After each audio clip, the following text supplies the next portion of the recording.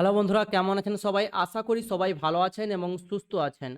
তো বন্ধুরা, রেলওয়ে ডিপার্টমেন্টের তরফে আবার একটা নতুন বিজ্ঞপ্তি জারি করেছে, যেখানে রেলের টেকনিশিয়ান পদে মূলত নিয়োগ প্রক্রিয়া চালু হয়ে গেছে, যেখানে 14,298 জন কিন্তু এই নিয়োগের মাধ্যমে চাকরি পাবেন।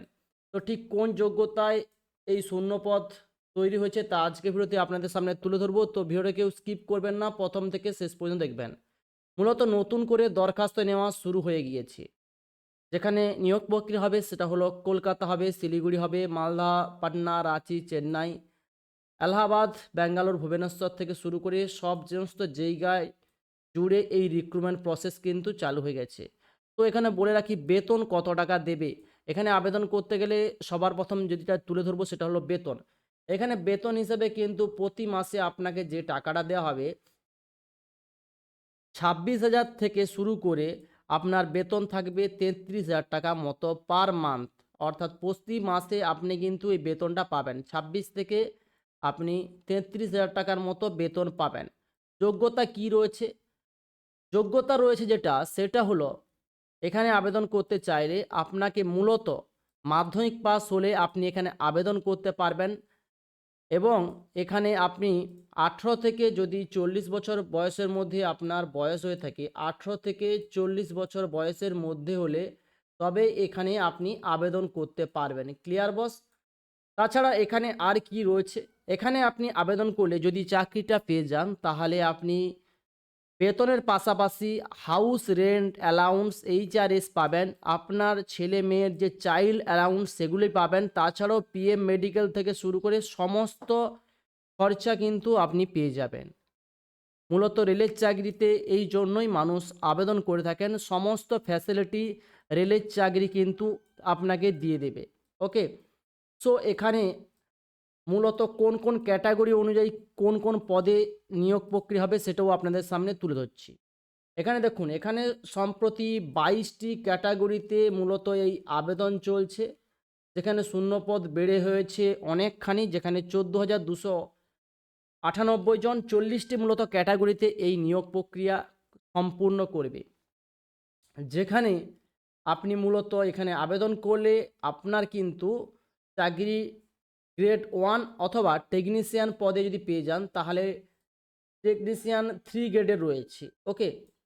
সো জেনে নেওয়া যাক ঠিক কত টাকা বেতন রয়েছে, কোন যোগ্যতায় আপনি এখানে আবেদন করতে পারবেন। সমস্ত ডিটেলস আজকের ভিডিওতে আপনাদের সামনে তুলে ধরব।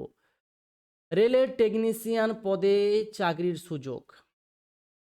তো মূলত 15 দিনের জন্যই দরখাস্ত নেওয়া হয়ে থাকে। কবে থেকে দরখাস্ত নেওয়া হবে তা শিগগিরই ওয়েবসাইট ভিজিট করুন, সেখানে পেয়ে যাবেন। মূলত প্রথম পদ টেকনিশিয়ান গ্রেড কার্পেন্টার পদ, যেখানে মাধ্যমিক পাস অথবা আইটিআই করা থাকলে আপনি এখানে আবেদন বা অগ্রাধিকার পেয়ে যাবেন।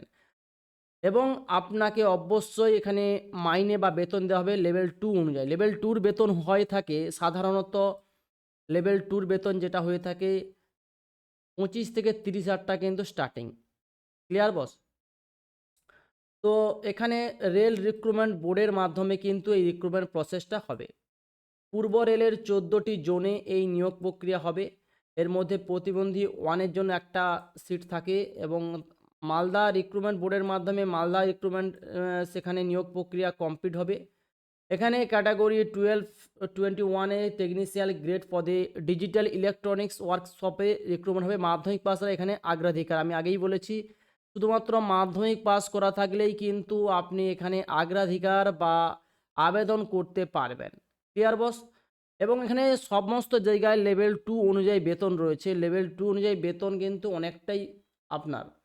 ওয়ার্কশপে মাধ্যমিক পাসরাই আবেদন করতে পারবেন। তাছাড়া আইটিআই করা থাকলে electrician, wireman, mechanic, HT, LT এবং ইকুইভ্যালেন্ট যদি কিছু থাকে তাহলে ইলেকট্রনিক্স মেকানিক ট্রেডের সার্টিফিকেট কোর্স পাশে কিংবা সংশ্লিষ্ট ট্রেডে অ্যাপ্রেন্টিস ট্রেনিং করে থাকলে আপনি এখানে যোগ্য অগ্রাধিকার পেয়ে যাবেন। শূন্যপদ হিসেবে রেল রিক্রুটমেন্ট বোর্ডের মাধ্যমে বলেছি উত্তর সীমান্তরলে 8টি রয়েছে এবং জেনারেলদের জন্য 3টি, ওবিসিদের জন্য 2টি, ইডাব্লিউএসি 1টি, এইভাবে ভাগ কিন্তু রয়েছে।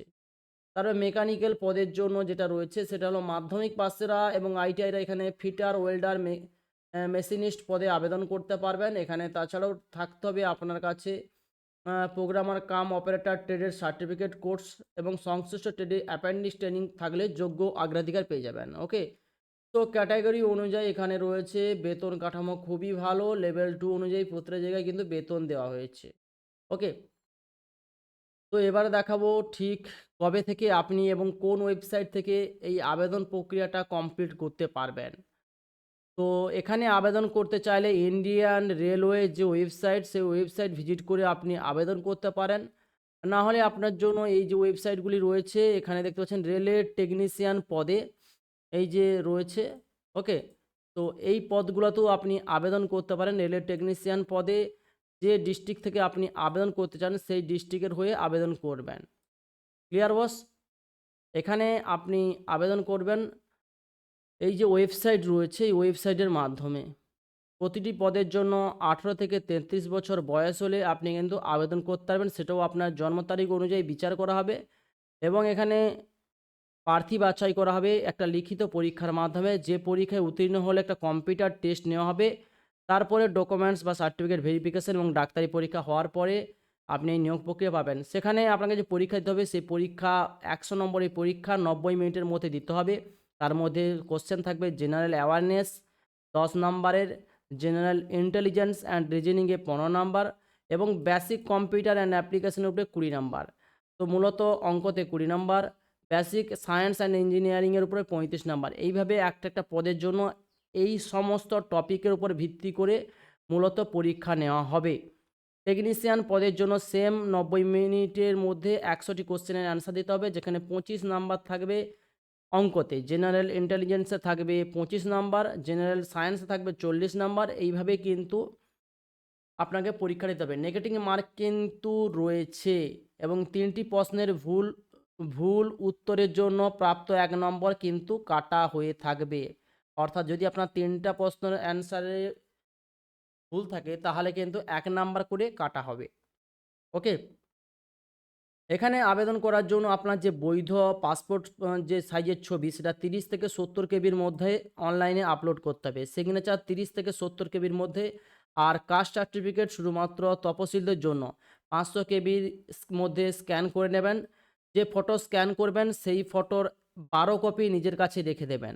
পরবর্তী ধাপে পরীক্ষার জন্য কিন্তু লাগবে। প্রথমে সংশ্লিষ্ট রেলওয়ে রিক্রুটমেন্ট বোর্ডের ওয়েবসাইটে গিয়ে যাবতীয় তথ্য দিয়ে দরখাস্ত করবেন এবং তখন ইউজার আইডি এবং পাসওয়ার্ড পাবেন। তারপর স্ক্যান করে যাবতীয় প্রমাণপত্র আপলোড করবেন। তারপর পরীক্ষা ফি বাবদ 500 টাকা কিন্তু তপশিল এবং প্রতিবন্ধী মহিলা, প্রাক্তন সরকারি কর্মী, ট্রানজেটার, সংখ্যালঘু, অর্থনৈতিকভাবে পিছিয়ে পড়া প্রার্থীদের বেলায় মাত্র 250 টাকা, কিন্তু জেনারেলদের জন্য 500 টাকা কিন্তু এখানে নেওয়া হবে। বুঝতেই পারছেন, 500 টাকা জেনারেলদের জন্য এবং তপশিলি বা যারা অর্থনৈতিকভাবে পিছিয়ে রয়েছে তাদের জন্য, SC ST এদের জন্য কিন্তু ছাড় রয়েছে। ক্লিয়ার বস? তারপরে এখানে বলা হয়েছে এখানে আপনি অনলাইনের মাধ্যমে কিংবা debit card, credit card, net ব্যাংকের মাধ্যমে কিন্তু এই ফিটা জমা করতে পারেন। এবং পরীক্ষা দিয়ে থাকলে পরীক্ষার ফি থেকে 400 টাকা, আর তপশিল, প্রাক্তন সরকারি কর্মীদের, সংখ্যালঘুদের, অর্থনীতি পিছিয়ে থাকা ওরা প্রার্থীদের পরীক্ষা দিয়ে থাকলে 250 টাকা ফেরত পেয়ে যাবেন ব্যাংক অ্যাকাউন্ট চার্জ কেটে। দরখাস্ত করার পরে কোনো ভুল হয়ে থাকলে তা এডিট করতে পারবেন। কোন রেলওয়ে রিক্রুটমেন্টের বোর্ডের বেলায় কোন ওয়েবসাইটে দরখাস্ত করবেন তা এটা আমি দেখাবো।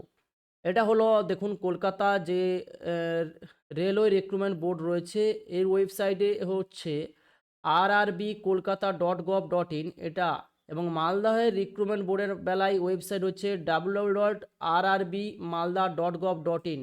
শিলিগুড়িতে যদি আপনি আবেদন করতে চান শিলিগুড়ি বোর্ডের মাধ্যমে তাহলে rrbsiliguri.gov.in।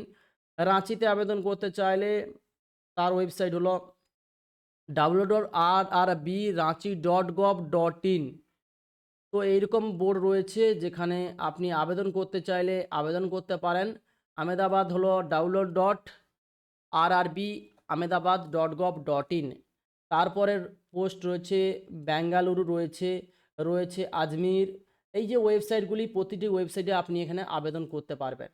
তো বন্ধুরা, আজকের ভিডিওটি তোমাদের কেমন লাগলো সেটা কমেন্টস বক্সে কমেন্টস করে জানাবে। ভিডিও যদি ভালো লাগে ভিডিওতে অবশ্যই একটা লাইক করে যাবে, চ্যানেলটি সাবস্ক্রাইব করে যাবে। পাশাপাশি নিত্য নতুন এরকম চাকরির খবরের আপডেট জানতে চাইলে অবশ্যই আমার চ্যানেলটিকে সাবস্ক্রাইব করে নেবে। তো thanks for watching my video.